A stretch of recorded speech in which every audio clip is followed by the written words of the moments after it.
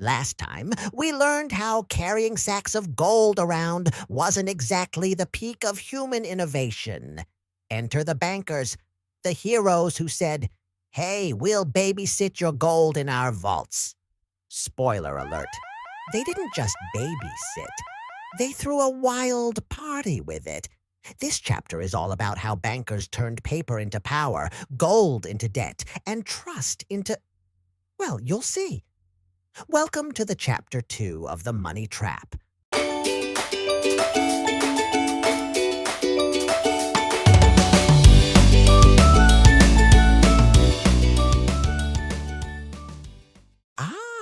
The good old days when people thought gold was the only real money. But lugging sacks of shiny metal around was a literal pain in the back. Enter the bankers. These guys offered to babysit your gold in their super safe vaults and in return handed you a nice little paper receipt that said, "Hey, your gold's chilling safely with us." It was all very civilized until it wasn't. Here's how it worked. You handed over your gold, and in return, you got a piece of paper saying, "This is as good as gold." And it really was. People started trading those receipts instead of gold. Why carry a heavy sack of metal when you could carry a lightweight piece of paper? Genius, right? But then the bankers had a light bulb moment.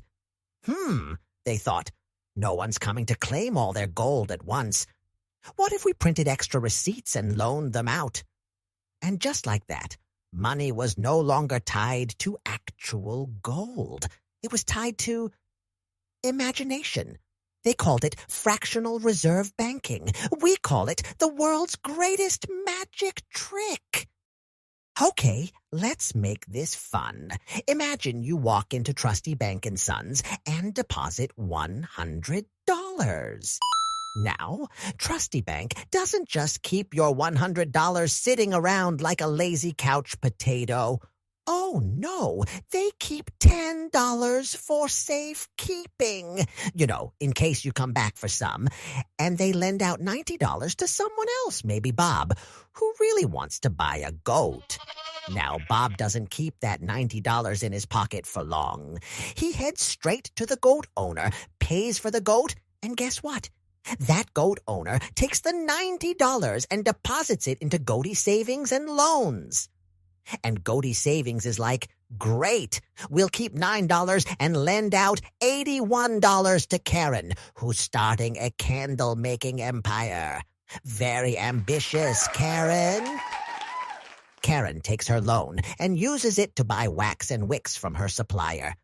The supplier, being a savvy business person, deposits that $81 into Flame and Fortune Bank. And guess what? Flame and Fortune keeps $8.10 and lends out the rest to Chad, who's apparently into buying medieval armor. This cycle keeps going, with smaller and smaller amounts being kept as reserves. It's kind of like starting with one bowl of soup at Mama's Kitchen Bank. You pour some into another bowl at Grandpa's soup vault, then top them both up with water. Before you know it, you've got 10 bowls of soup from one bowl's worth of actual ingredients. Ta-da! It's not real soup. It's liquid imagination. And that's how banks like Trusty Bank & Sons, Goaty Savings and Loans, and Flame and Fortune Bank create money out of thin air.